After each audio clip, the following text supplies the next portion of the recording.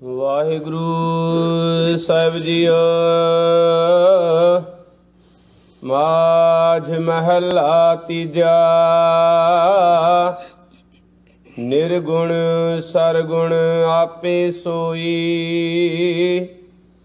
ਤਤ ਪਛਾਣੈ ਸੋ ਪੰਡਤ ਹੋਈ। ਨਿਰਗੁਣ ਸਰਗੁਣ ਆਪੇ ਸੋਈ, ਤਤ ਪਛਾਣੈ ਸੋ ਪੰਡਤ ਹੋਈ। ਆਪ ਤਰੈ ਸਗਲੇ ਕੁਲ ਧਾਰੈ, ਹਰਿ ਨਾਮ ਮਨ ਵਸਾਵਣਿਆ। ਹਾਂ ਵਾਰੀ ਜਿਉ ਵਾਰੀ, ਹਰ ਰਸ ਚਖ ਸਾਧ ਪਾਵਣਿਆ। ਹਰ ਰਸ ਚਖ ਹੈ ਸੇ ਜਨ ਨਿਰਮਲ, ਨਿਰਮਲ ਨਾਮ ਧਿਆਵਣਿਆ। ਰਹਾਉ ਹਰ ਰਸ ਚਖ ਹੈ ਸੇ ਜਨ ਨਿਰਮਲ, ਨਿਰਮਲ ਨਾਮ ਧਿਆਵਣਿਆ। ਰਹਾਉ ਨਿਰਗੁਣ ਸਰਗੁਣ ਆਪੇ ਸੋਈ, ਤਤ ਪਛਾਣੈ ਸੋ ਪੰਡਤ ਹੋਈ। ਵਾਹਿਗੁਰੂ ਜੀ ਕਾ ਖਾਲਸਾ, ਵਾਹਿਗੁਰੂ ਜੀ ਕੀ ਫਤਿਹ। ਪਰਮ ਸਨਮਾਨਯੋਗ ਸਤਿਗੁਰੂ ਮਹਾਰਾਜ ਦੀ ਸਾਜੀ ਨਵਾਜੀ ਹੋਈ ਗੁਰੂ ਖਾਲਸਾ ਸਤ ਸੰਗਤ ਜੀਓ, ਸਤਿਗੁਰੂ ਨੇ ਅਪਾਰ ਬਖਸ਼ਿਸ਼ ਕੀਤੀ। ਸਾਡੇ ਕਲਯੁਗੀ ਜੀਵਾਂ ਦੇ ਉਧਾਰ ਵਾਸਤੇ ਜਿੱਥੇ ਆਓ ਪਾਵਨ 10 ਗੁਰੂ ਸਰੂਪ ਧਾਰਨ ਕੀਤੇ, ਉੱਥੇ ਹਮੇਸ਼ਾ ਲਈ ਸਰਬੱਤ ਜੀਵਾਂ ਦੀ ਕਲਿਆਣ ਵਾਸਤੇ ਪਾਵਨ ਅੰਮ੍ਰਿਤ ਰੂਪ ਇਲਾਹੀ ਬਾਣੀ ਉਚਾਰਨ ਕੀਤੀ। ਸਤਿਗੁਰੂ ਦੀ ਪਾਵਨ ਅੰਮ੍ਰਿਤ ਰੂਪ ਬਾਣੀ ਇੱਕ ਅਮੋਲਕ ਖਜ਼ਾਨਾ ਹੈ। ਰਤਨਾ ਰਤਨ ਪਦਾਰਥ ਬਹੁ ਸਾਗਰ ਭਰਿਆ ਰਾਮ, ਬਾਣੀ ਗੁਰ ਬਾਣੀ ਲਾਗੇ ਤਿਨ ਹੱਥ ਚੜਿਆ ਰਾਮ। ਗੁਰੂ ਘਰ ਦੇ ਵੇਦ ਬਿਆਸ ਭਾਈ ਸਾਹਿਬ ਭਾਈ ਗੁਰਦਾਸ ਜੀ ਲਿਖਦੇ ਹਨ, ਜੈਸੇ ਤੋ ਸਕਲ ਨਿਧ ਪੂਰਨ ਸਮੁੰਦਰ ਬਿਖੈ, ਹੰਸ ਮਰ ਜੀਵਾ ਨੇ ਚੋ ਪ੍ਰਸਾਦ ਪਾਵਈ। ਜੈਸੇ ਪਰਬਤ ਮਧ ਹੀਰੇ ਮਾਣਕ ਪਰ ਸਿੱਧ, ਖਨ ਵਾਰਾ ਖਨ ਜਗ ਵਿਖੈ ਪ੍ਰਗਟਾਵਈ। ਜੈਸੇ ਬਣ ਵਿਖੇ ਮਲਿਆਗਰ ਸੋਂਦਾ ਕਪੂਰ, ਸੋਧ ਕੈ ਸੁਬਾਸੀ ਸੁਬਾਸ ਬਹਿਸਾਵਈ। ਤੈਸੇ ਗੁਰਬਾਣੀ ਵਿਖੇ ਸਕਲ ਪਦਾਰਥ ਹੈ, ਜੋਈ ਜੋਈ ਖੋਜੈ ਸੋਈ ਸੋਈ ਨਿਪ ਜਾਵਈ। ਗੁਰਬਾਣੀ ਵਿੱਚ ਉਹ ਕਿਹੜਾ ਪਦਾਰਥ ਹੈ ਜਿਹੜਾ ਨਾ ਹੋਵੇ। ਇੱਕ ਐਸਾ ਅਮੋਲਕ ਖਜ਼ਾਨਾ ਸਤਿਗੁਰੂ ਨੇ ਬਖਸ਼ਿਸ਼ ਕੀਤਾ ਹੈ, ਜੋ ਸਾਰੀ ਮਨੁੱਖਤਾ ਨੂੰ ਵੀ ਵਰਤਾਇਆ ਜਾਵੇ ਕਦੇ ਮੁੱਕਣ ਵਾਲਾ ਨਹੀਂ ਹੈ। ਖਾਵੈ ਹੈ ਖਰਚਾ ਹੈ ਰਲ ਮਿਲ ਭਾਈ, ਟੋਟ ਨਾ ਆਵੈ ਵੱਧ ਦੋ ਜਾਈ। ਇਹ ਐਸਾ ਅਮੋਲਕ ਖਜ਼ਾਨਾ ਸਤਿਗੁਰੂ ਨੇ ਸਾਡੀ ਝੋਲੀ ਵਿੱਚ ਪਾਇਆ ਹੈ। ਧੰਨ ਹਨ ਉਹ ਗੁਰਸਿੱਖ ਮਾਈ ਭਾਈ, ਜਿਹੜੇ ਇਸ ਖਜ਼ਾਨੇ ਦੇ ਨਾਲ ਸਾਂਝ ਪਾਉਂਦੇ ਹਨ। ਕੋਈ ਗਾਵੇ ਕੋ ਸੁਣੈ, ਕੋਈ ਕਰੈ ਵਿਚਾਰ, ਕੋ ਉਪਦੇਸ਼ੈ ਕੋ ਦ੍ਰਿੜੈ, ਤਿਸ ਕਾ ਹੋਏ ਉਧਾਰ। ਉਹਨਾਂ ਦਾ ਅਵਸ਼ ਉਧਾਰ ਹੋ ਜਾਂਦਾ ਹੈ। ਤੀਜੇ ਪਾਤਸ਼ਾਹ ਧੰਨ ਗੁਰੂ ਅਮਰਦਾਸ ਮਹਾਰਾਜ ਸੱਚੇ ਪਾਤਸ਼ਾਹ ਮਾਝ ਰਾਗ ਦੇ ਅੰਦਰ ਪਾਵਨ ਪਵਿੱਤਰ ਉਪਦੇਸ਼ ਬਖਸ਼ਿਸ਼ ਕਰ ਰਹੇ ਹਨ। ਇਹਨਾਂ ਸ਼ਬਦਾਂ ਦੇ ਅੰਦਰ ਸਤਿਗੁਰੂ ਨੇ ਗੁਰਮੁਖਾਂ ਤੇ ਮਨਮੁਖਾਂ ਦੀ ਹੀ ਵਿਵੇਚਨਾ ਕੀਤੀ ਹੈ। ਹਉ ਵਾਰੀ ਜੀਉ ਵਾਰੀ, ਹਰ ਰਸ ਚਖ ਸਾਧ ਪਾਵਣਿਆ। ਹਰ ਰਸ ਚਖ ਹੈ ਸੇ ਜਨ ਨਿਰਮਲ, ਨਿਰਮਲ ਨਾਮ ਤੇ ਆਵਣਿਆ। ਰਹਾਉ। ਧੰਨ ਗੁਰੂ ਅਮਰਦਾਸ ਮਹਾਰਾਜ ਸੱਚੇ ਪਾਤਸ਼ਾਹ ਫਰਮਾਉਂਦੇ ਹਨ, ਮੈਂ ਉਹਨਾਂ ਤੋਂ ਮਨ ਕਰਕੇ, ਬਾਣੀ ਕਰਕੇ, ਸਰੀਰ ਕਰਕੇ ਵੀ ਬਲਿਹਾਰ ਜਾਨਾ ਹਾਂ।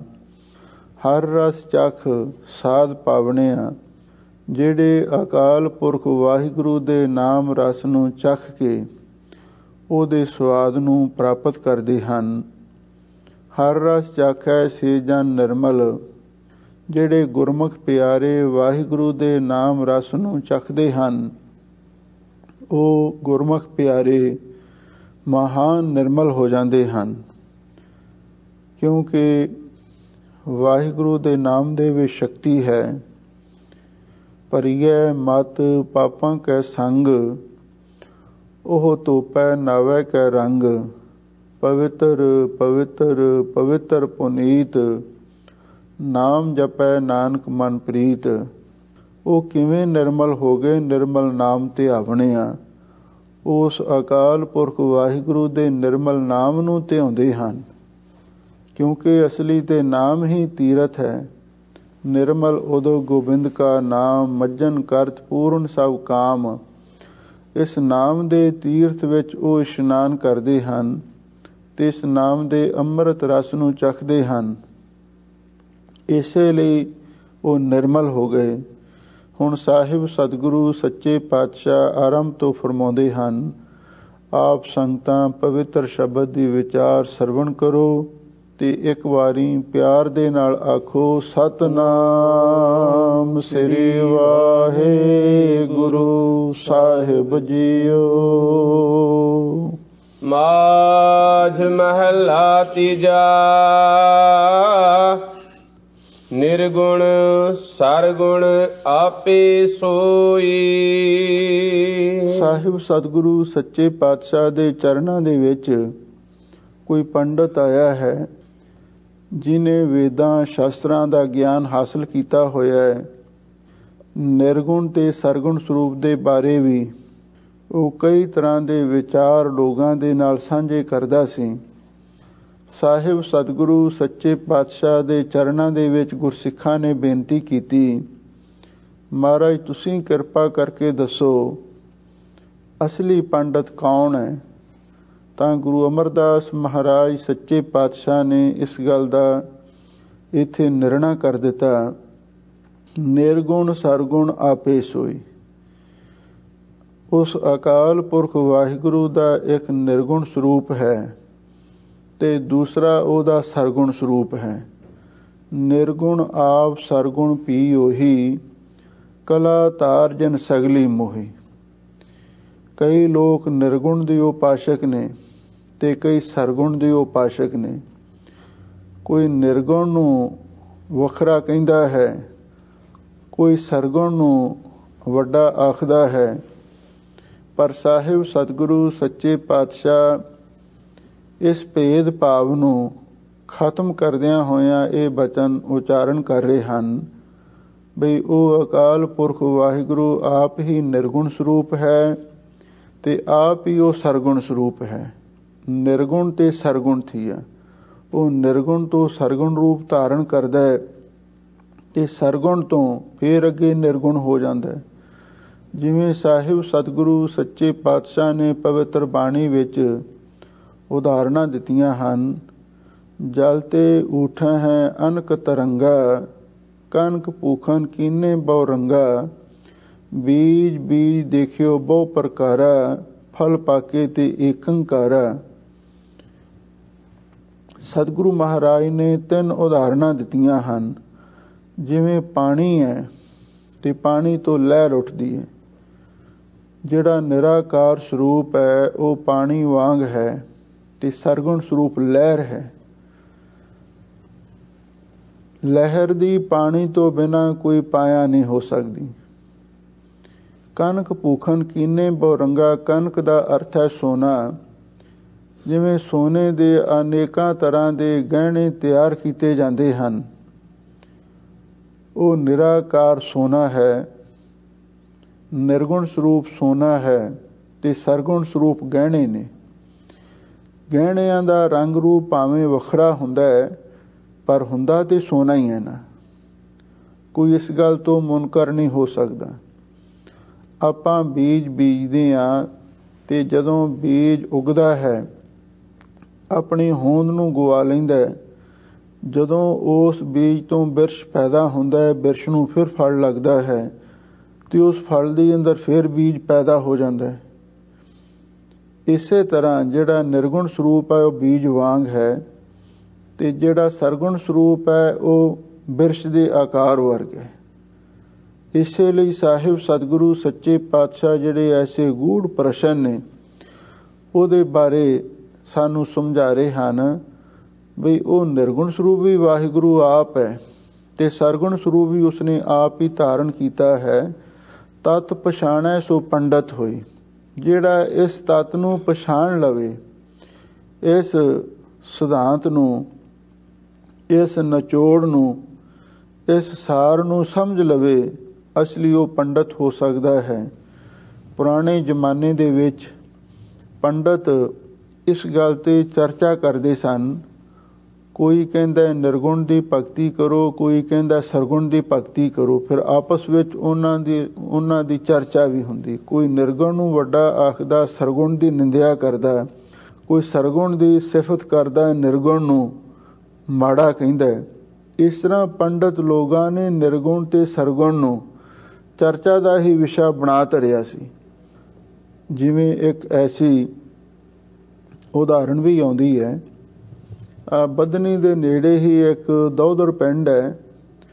ਉੱਥੇ ਸੱਚਖੰਡ ਵਾਸੀ ਪੰਥ ਰਤਨ ਸ਼੍ਰੀਮਾਨ ਸੰਤ ਬਾਬਾ ਸੁੰਦਰ ਸਿੰਘ ਜੀ ਪਿੰਡਰਾਂ ਵਾਲੇ ਮਹਾਂਪੁਰਖ ਗਏ ਔਰ ਉੱਥੇ ਉਹਨਾਂ ਦਿਨਾਂ ਦੇ ਵਿੱਚ 2 ਪੰਡਤ ਆਏ ਹੋਏ ਸਨ ਔਰ ਉਹਨਾਂ ਵਿੱਚੋਂ ਇੱਕ ਤੇ ਨਿਰਗੁਣ ਦਾ ਉਪਾਸ਼ਕ ਸੀ, ਦੂਸਰਾ ਸਰਗੁਣ ਦਾ ਉਪਾਸ਼ਕ ਸੀ।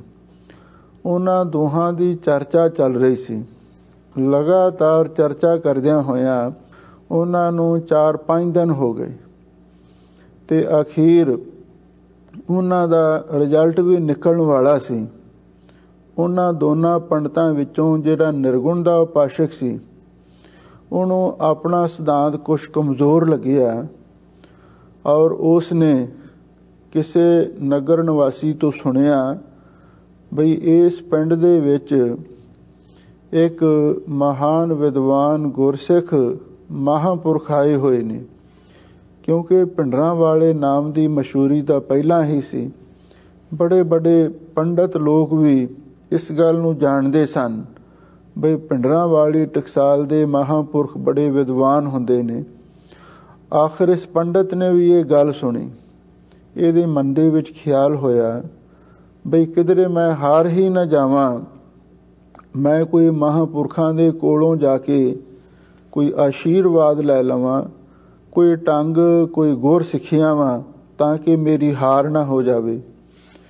ਔਰ ਉਹ ਪੰਡਤ ਜਿੱਥੇ ਮਹਾਂਪੁਰਖ ਠਹਿਰੇ ਹੋਏ ਸਨ ਉੱਥੇ ਚਲਿਆ ਗਿਆ ਤੇ ਨਾਲ ਕਿਸੇ ਨਗਰ ਨਿਵਾਸੀ ਨੇ ਦੱਸਿਆ, ਮਹਾਰਾਜ ਇਹ ਪੰਡਤ ਹੈ ਔਰ ਇੱਥੇ ਇਹਦੀ ਚਰਚਾ ਵੀ ਹੋ ਰਹੀ ਹੈ। ਮਹਾਂਪੁਰਖ ਕਹਿਣ ਲੱਗੇ ਆਓ ਪੰਡਤ ਜੀ। ਤਾਂ ਉਸ ਪੰਡਤ ਨੇ ਮਹਾਂਪੁਰਖਾਂ ਦੇ ਅੱਗੇ ਅਰਜ਼ੋਈ ਕੀਤੀ। ਕਹਿਣ ਲੱਗਾ, ਮਹਾਂਪੁਰਖੋ ਮੈਂ ਸੁਣਿਆ ਤੁਸੀਂ ਵੀ ਇੱਕ ਮਹਾਨ ਗੁਰਸਿੱਖ ਵਿਦਵਾਨ ਹੋ, ਇਲਮ ਬਾ ਅਮਲ। ਮਹਾਰਾਜ ਮੈਂ ਕਸੂਤਾ ਫਸ ਗਿਆ ਹਾਂ।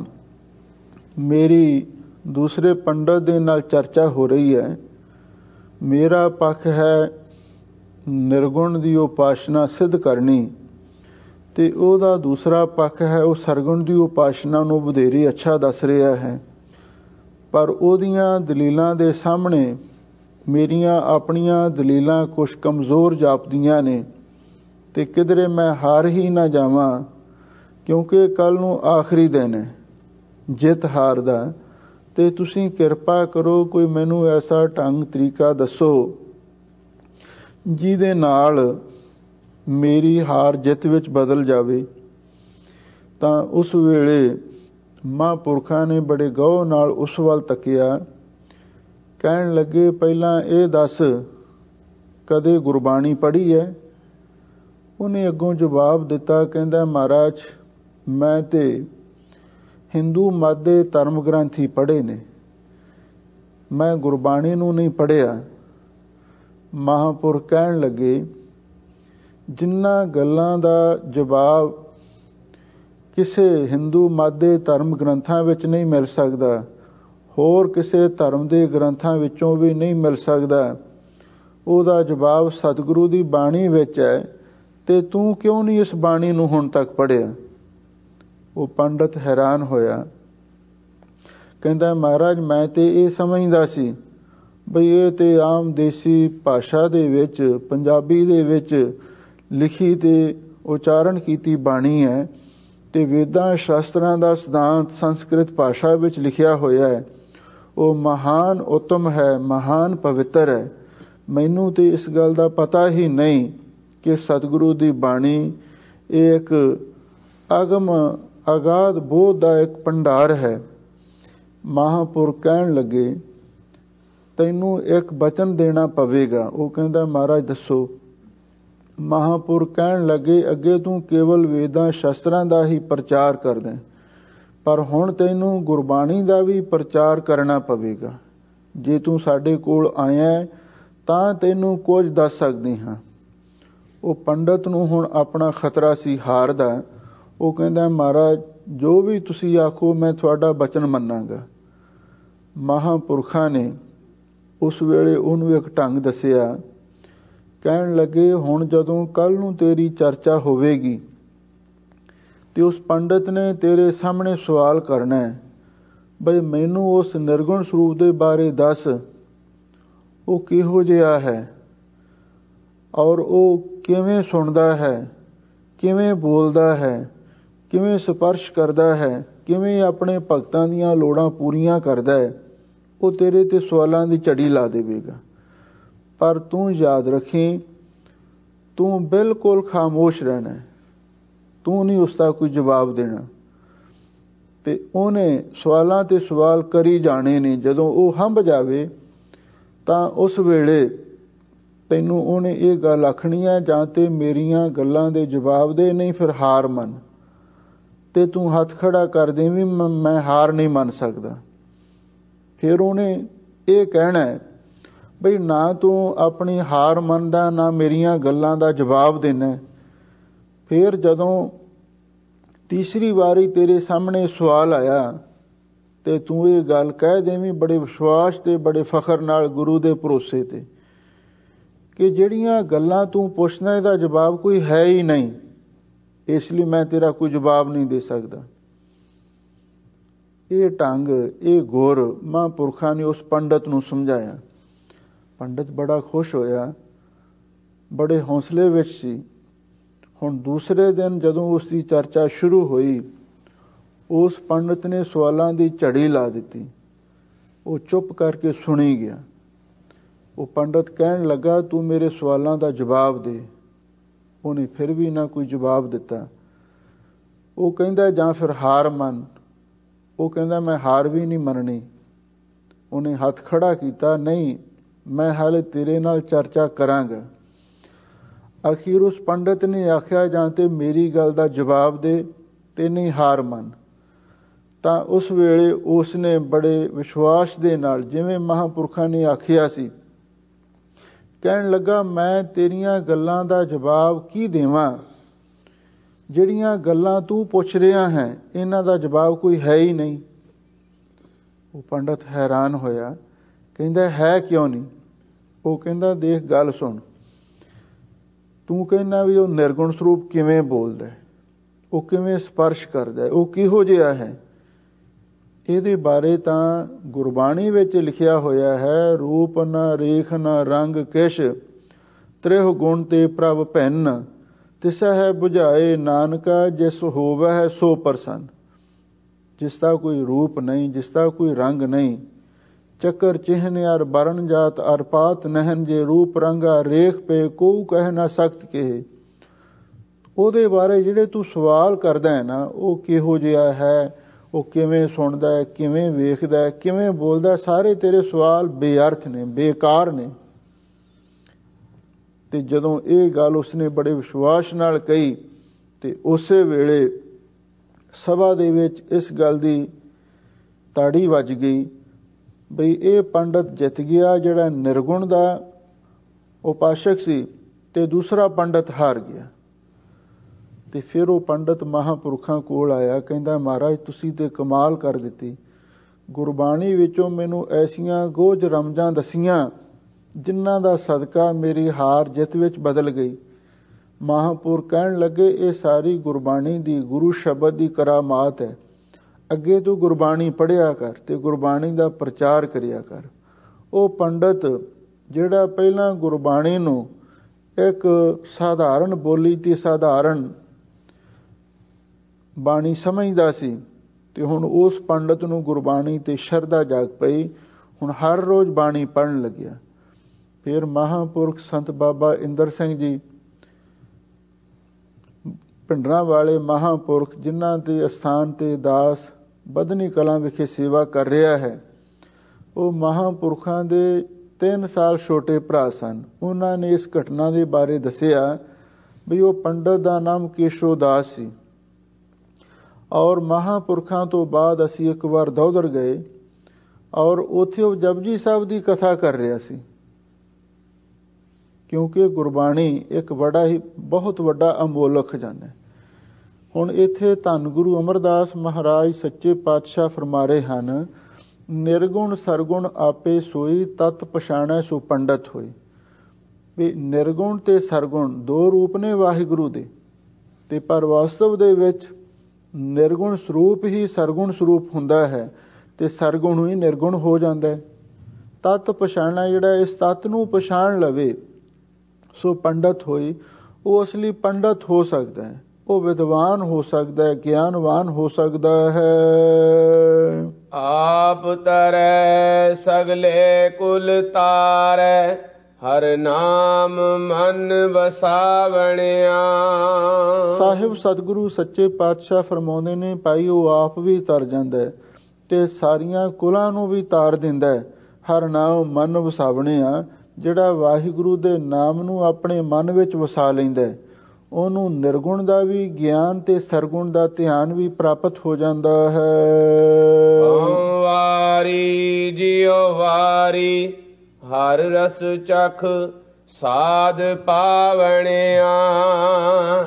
ਹਰ ਰਸ ਚਾਖੈ ਸੇ ਜਨ ਨਿਰਮਲ, ਨਿਰਮਲ ਨਾਮ ਧਿਆਵਣਿਆ। ਰਹਾਉ। ਧੰਨ ਗੁਰੂ ਅਮਰਦਾਸ ਮਹਾਰਾਜ ਸੱਚੇ ਪਾਤਸ਼ਾਹ ਫਰਮਾਉਂਦੇ ਹਨ, ਗੁਰਮੁਖੋ ਮੈਂ ਉਹਨਾਂ ਤੋਂ ਮਨ ਬਾਣੀ ਸਰੀਰ ਕਰਕੇ ਬਲਿਹਾਰ ਜਾਣਾ ਹਾਂ, ਜੋ ਗੁਰਮੁਖ ਪਿਆਰੇ ਵਾਹਿਗੁਰੂ ਦੇ ਨਾਮ ਰਸ ਨੂੰ ਚੱਖ ਕੇ ਉਹਦੇ ਸਵਾਦ ਨੂੰ ਪ੍ਰਾਪਤ ਕਰ ਲੈਂਦੇ ਹਨ। ਇੱਕ ਹੁੰਦਾ ਹੈ ਚਖਣਾ ਤੇ ਦੂਸਰਾ ਹੁੰਦਾ ਹੈ ਉਹਦੇ ਸਵਾਦ ਨੂੰ ਪ੍ਰਾਪਤ ਕਰਨਾ। ਜਿਵੇਂ ਕੋਈ ਆਪਾਂ ਪਹਿਲੀ ਵਾਰੀ ਕੋਈ ਪਦਾਰਥ ਖਾਂਦੇ ਹਾਂ, ਪਹਿਲਾਂ ਥੋੜ੍ਹਾ ਜਿਹਾ ਲੈ ਕੇ ਉਹਨੂੰ ਮੂੰਹ ਵਿੱਚ ਪਾਉਂਦੇ ਹਾਂ ਤੇ ਫਿਰ ਸਾਨੂੰ ਉਹਦੇ ਸਵਾਦ ਬਾਰੇ ਕੁਝ ਪਤਾ ਲੱਗਦਾ। ਜੇ ਸਾਨੂੰ ਅੱਛਾ ਲੱਗੇ ਫਿਰ ਅਸੀਂ ਹੋਰ ਰੱਜ ਕੇ ਖਾ ਲੈਂਦੇ ਹਾਂ, ਤੇ ਜੇ ਨਾ ਅੱਛਾ ਲੱਗੇ ਫਿਰ ਕਹਿੰਦੇ ਬਈ ਰਹਿਣ ਦਿਓ, ਅਸੀਂ ਥੋੜ੍ਹਾ ਹੀ ਛਕਣਾ। ਵਾਹਿਗੁਰੂ ਦੇ ਨਾਮ ਦਾ ਰਸ ਜਿਨ੍ਹਾਂ ਨੇ ਪਹਿਲਾਂ ਰਸਨਾ ਤੋਂ ਚਖਿਆ ਹੈ ਤੇ ਫਿਰ ਉਹਨਾਂ ਨੇ ਰਸਨਾ ਤੋਂ ਜਪਦਿਆਂ ਜਪਦਿਆਂ ਆਪਣੇ ਅੰਦਰ ਵਸਾਇਆ ਹੈ, ਇਸ ਢੰਗ ਦੇ ਨਾਲ ਜਿਨ੍ਹਾਂ ਨੇ ਵਾਹਿਗੁਰੂ ਦੇ ਨਾਮ ਰਸ ਨੂੰ ਚੱਖ ਕੇ ਉਹਦੇ ਅਸਲੀ ਸਵਾਦ ਨੂੰ ਪ੍ਰਾਪਤ ਕੀਤਾ। ਮੈਂ ਉਹਨਾਂ ਤੋਂ ਬਲਿਹਾਰ ਜਾਣਾ ਹਾਂ। ਹਰ ਰਸ ਚਾਖਾ ਹੈ ਸੇ ਜਨ ਨਿਰਮਲ। ਜਿਹੜੇ ਗੁਰਮੁਖ ਪਿਆਰੇ ਵਾਹਿਗੁਰੂ ਦੇ ਨਾਮ ਰਸ ਨੂੰ ਚਖਦੇ ਹਨ, ਰਸਨਾ ਤੋਂ ਨਾਮ ਜਪਣਾ ਹੈ, ਨਾਮ ਦੇ ਰਸ ਨੂੰ ਚਖਣਾ। ਸੇ ਜਨ ਨਿਰਮਲ, ਉਹ ਜਨ ਗੁਰਮੁਖ ਪਿਆਰੇ ਨਿਰਮਲ, ਉੱਚੇ ਸੁੱਚੇ ਪਵਿੱਤਰ ਜੀਵਨ ਵਾਲੇ ਬਣ ਜਾਂਦੇ ਨੇ। ਕਿਵੇਂ? ਨਿਰਮਲ ਨਾਮ ਧਿਆਵਣੇ ਆ। ਉਸ ਵਾਹਿਗੁਰੂ ਦੇ ਨਿਰਮਲ ਨਾਮ ਨੂੰ ਧਿਆਉਂਦੇ ਹਨ ਤੇ ਨਾਮ ਨੂੰ ਧਿਆ ਕੇ ਉਹ ਵੀ ਨਿਰਮਲ ਹੋ ਜਾਂਦੇ ਨੇ। ਪਾਪਾਂ ਤੋਂ, ਵਿਕਾਰਾਂ ਤੋਂ ਹਮੇਸ਼ਾ ਲਈ ਨਿਰਲੇਪ ਹੋ ਜਾਂਦੇ ਨੇ। ਐਸੀ ਪਵਿੱਤਰਤਾ ਉਹਨਾਂ ਨੂੰ ਪ੍ਰਾਪਤ ਹੋ ਜਾਂਦੀ ਹੈ। ਕਬੀਰ ਮਨ ਨਿਰਮਲ ਭਇਆ ਜੈਸਾ ਗੰਗਾ ਨੀਰ, ਪਾਛੈ ਲਾਗੋ ਹਰ ਫਿਰੈ ਕਹਿਤ ਕਬੀਰ। ਕਬੀਰ ਮੈਂ ਐਸੇ ਮਹਾਂਪੁਰਖਾਂ ਤੋਂ, ਨਾਮ ਰਸੀਆਂ ਤੋਂ ਬਲਿਹਾਰ ਜਾਨਾ ਹਾਂ। ਸੋ ਨਿਹ ਕਰਮੀ ਜੋ ਸ਼ਬਦ ਵਿਚਾਰੇ। ਰਹਾਉ ਵਿਸਰਾਮ ਦੇ ਕੇ ਹਜ਼ੂਰ ਫਰਮਾਉਂਦੇ ਨੇ, ਭਾਈ ਅਸਲੀ ਨਿਹ ਕਰਮੀ, ਕਰਮਾਂ ਦੇ ਅਵਮਾਨ ਤੋਂ ਰਹਿਤ। ਨਿਹ ਕਰਮੀ ਕਹਿੰਦੇ ਨੇ ਵੀ ਜਿਹੜਾ ਕਰਮ ਕਰਦਾ ਹੋਇਆ ਕਰਮਾਂ ਦੇ ਹੰਕਾਰ ਤੋਂ ਰਹਿਤ ਹੋਵੇ, ਉਹਨੂੰ ਨਿਹ ਕਰਮੀ ਕਹਿੰਦੇ ਨੇ। ਸੋ ਨਿਹ ਕਰਮੀ ਜੋ ਸ਼ਬਦ ਵਿਚਾਰੇ। ਹਜ਼ੂਰ ਕਹਿੰਦੇ ਅਸਲੀ ਨਿਹ ਕਰਮੀ ਕਰਮ ਕਰਦਾ ਹੋਇਆ ਕਰਮਾਂ ਦੇ ਅਵਮਾਨ ਤੋਂ ਉਹ ਮੁਕਤ ਹੈ ਜੋ ਗੁਰੂ ਸ਼ਬਦ ਨੂੰ ਵਿਚਾਰਦਾ ਹੈ। ਅੰਤਰ ਤਤ ਗਿਆਨ ਹਾਂ ਮੈਂ ਮਾਰੇ। ਫਿਰ ਉਹਦੇ ਅੰਦਰ ਤਤ ਗਿਆਨ, ਯਥਾਰਥ ਗਿਆਨ, ਵਾਸਤਵਿਕ ਗਿਆਨ ਪ੍ਰਗਟ ਹੋ ਜਾਂਦਾ ਹੈ ਤੇ ਉਸ ਗਿਆਨ ਰਾਹੀਂ ਉਹ ਹਉਮੈ ਨੂੰ ਮਾਰ ਦਿੰਦਾ ਹੈ। ਨਾਮ ਪਦਾਰਥ ਨੌ ਨਿਧ ਪਾਏ, ਤ੍ਰੈ ਗੁਣ ਮੇਟ ਸਮਾਵਣਿਆ। ਸਾਹਿਬ ਸਤਿਗੁਰੂ ਸੱਚੇ ਪਾਤਸ਼ਾਹ ਫਰਮਾਉਂਦੇ ਨੇ, ਭਾਈ ਉਹ ਨਾਮ ਰੂਪੀ ਪਦਾਰਥ ਨੂੰ ਪ੍ਰਾਪਤ ਕਰ ਲੈਂਦਾ ਹੈ ਤੇ ਇਹਦੇ ਨਾਲ ਹੀ ਨੌ ਨਿਧੀਆਂ ਨੂੰ ਵੀ ਪ੍ਰਾਪਤ ਕਰ ਲੈਂਦਾ, ਅਥਵਾ ਨਾਮ ਰੂਪੀ ਪਦਾਰਥ ਹੀ ਨੌ ਨਿਧੀਆਂ ਦਾ ਖਜ਼ਾਨਾ ਹੈ, ਉਹ ਇਸ ਨੂੰ ਪ੍ਰਾਪਤ ਕਰ ਲੈਂਦਾ ਹੈ। ਤ੍ਰੈ ਗੁਣ ਮੇਟ ਸਮਾਵਣਿਆ, ਤੇ ਫਿਰ ਉਸ ਨਾਮ ਨੂੰ ਜਪ ਕੇ ਸਿਮਰ ਕੇ ਜਿਹੜੇ ਤਿੰਨ ਗੁਣ ਨੇ ਮਾਇਆ ਦੇ, ਰਾਜਗੁਣ, ਤਮ ਗੁਣ, ਸਤਗੁਣ ਕਹੀ ਹੈ, ਇਹ ਤੇਰੀ ਸਾ ਮਾਇਆ, ਇਹਨਾਂ ਤਿੰਨ ਗੁਣਾਂ ਨੂੰ ਮੇਟ ਕੇ ਸਮਾਵਣਿਆ ਤੇ ਜਿਹੜਾ ਚੌਥਾ ਪਦ ਹੈ ਤੁਰਿਆ ਪਦ, ਉਹਦੇ ਵਿੱਚ ਲੀਨ ਹੋ ਜਾਂਦਾ। ਹਾਂ ਮੈਂ ਕਰੈ ਨਿਹ ਕਰਮੀ ਨਾ ਹੋਵੈ। ਸਾਹਿਬ ਸਤਿਗੁਰੂ ਸੱਚੇ ਪਾਤਸ਼ਾਹ ਕਿਸੇ ਪੰਡਤ ਨੂੰ ਹੀ ਇਹ ਉਪਦੇਸ਼ ਦੇ ਰਹੇ ਨੇ ਵੀ ਜਿਹੜਾ ਹਉਮੈ ਦੇ ਵਿੱਚ ਕੋਈ ਕੰਮ ਕਰਦਾ ਹੈ ਉਹ ਕਦੇ ਨਿਹ ਕਰਮੀ ਨਹੀਂ ਹੋ ਸਕਦਾ, ਕਰਮਾਂ ਦੇ ਅਵਮਾਨ ਤੋਂ ਕਦੇ ਵੀ ਨਹੀਂ ਛੁੱਟ ਸਕਦਾ। ਗੁਰ ਪ੍ਰਸਾਦੀ ਹਾਂ ਮੈਂ ਖੋਵੈ। ਹਾਂ, ਅਸਲੀ ਨਿਹ ਕਰਮੀ ਉਹ ਹੋ ਸਕਦਾ ਹੈ, ਕਰਮਾਂ ਦੇ ਅਵਮਾਨ ਤੋਂ ਮੁਕਤ ਉਹ ਹੋ ਸਕਦਾ ਹੈ। ਗੁਰ ਪ੍ਰਸਾਦੀ ਹਉਮੈ ਖੋਵੈ, ਜਿਹੜਾ ਗੁਰੂ ਦੀ ਕਿਰਪਾ ਦਾ ਪਾਤਰ ਬਣ ਕੇ ਹਉਮੈ ਨੂੰ ਨਾਸ਼ ਕਰ ਦਿੰਦਾ ਹੈ। ਅੰਤਰ ਵਿਵੇਕ ਸਦਾ ਆਪ ਵਿਚਾਰੇ, ਗੁਰ ਸ਼ਬਦੀ ਗੁਣ ਗਾਵਣਿਆ। ਸਾਹਿਬ ਸਤਿਗੁਰੂ ਸੱਚੇ ਪਾਤਸ਼ਾਹ ਫਰਮਾਉਂਦੇ ਨੇ, ਭਾਈ ਜਿਹੜਾ ਅਸਲੀ ਨਿਹ ਕਰਮੀ, ਕਰਮਾਂ ਦੇ ਅਵਮਾਨ ਤੋਂ ਮੁਕਤ ਉਹ ਹੁੰਦਾ ਹੈ ਅੰਤਰ ਵਿਵੇਕ, ਜਿਹਦੇ ਅੰਦਰ ਭਾਈ ਵਿਵੇਕ, ਜੀਵ ਈਸ਼ ਦੀ ਏਕਤਾ ਦਾ ਗਿਆਨ ਪ੍ਰਗਟ ਹੋ ਜਾਵੇ ਤੇ ਸਦਾ ਆਪ ਵਿਚਾਰੇ, ਹਮੇਸ਼ਾ ਲਈ ਆਪਣੇ ਆਪੇ ਦੀ ਵਿਚਾਰ ਕਰੇ। ਮਨ ਤੂੰ ਜੋਤ ਸਰੂਪ ਹੈ, ਆਪਣਾ ਮੋਲ ਪਛਾਣ। ਗੁਰ ਸ਼ਬਦੀ ਗੁਣ ਗਾਵਣੇ ਆ ਤੇ ਨਾਲ ਗੁਰਬਾਣੀ ਦੁਆਰਾ ਉਸ ਵਾਹਿਗੁਰੂ ਦੇ ਗੁਣਾਂ ਨੂੰ ਗਾਵੇ, ਉਹਦੀ ਸਿਫਤ ਸਲਾਹ ਕਰੇ ਤੇ ਉਹਨੂੰ ਅਸਲੀ ਨਿਹ ਕਰਮੀ ਦੀ ਅਵਸਥਾ ਪ੍ਰਾਪਤ ਹੁੰਦੀ ਹੈ। ਹਰ ਸਰ ਸਾਗਰ ਨਿਰਮਲ ਸੋਈ। ਸਾਹਿਬ ਸਤਿਗੁਰੂ ਸੱਚੇ ਪਾਤਸ਼ਾਹ ਫਰਮਾਉਂਦੇ ਨੇ, ਭਾਈ ਹਰ ਸਰ ਸਾਗਰ, ਉਹ ਅਕਾਲ ਪੁਰਖ ਵਾਹਿਗੁਰੂ ਹੀ ਸਰ ਦਾ ਅਰਥ ਹੈ ਮਾਨ ਸਰੋਵਰ ਹੈ ਤੇ ਉਹੀ ਅਕਾਲ ਪੁਰਖ ਵਾਹਿਗੁਰੂ ਨਿਰਮਲ ਸਾਗਰ ਹੈ। ਸੰਤ ਚੁਗਹਿ ਨਿਤ ਗੁਰਮੁਖ ਹੋਈ। ਮਾਨ ਸਰੋਵਰ ਦੇ ਵਿੱਚ ਵੀ ਹੀਰੇ ਮੋਤੀ ਹੁੰਦੇ ਨੇ ਤੇ ਸਾਗਰ ਦੇ ਵਿੱਚ ਵੀ ਰਤਨਾਂ ਦੇ ਖਜ਼ਾਨੇ ਭਰੇ ਹੋਏ ਨੇ। ਹਜ਼ੂਰ ਕਹਿੰਦੇ ਸੰਤ ਚੁਗਹਿ ਨਿਤ ਗੁਰਮੁਖ ਹੋਈ, ਜਿਹੜੇ ਵਾਹਿਗੁਰੂ ਦੇ ਪਿਆਰੇ ਸੰਤ ਹੰਸ ਬਿਰਤੀ ਵਾਲੇ ਨੇ ਔਰ ਉਹ ਹੀਰੇ ਮੋਤੀਆਂ ਦਾ ਚੋਗ ਚੁਗਦੇ ਨੇ। ਕਿਵੇਂ?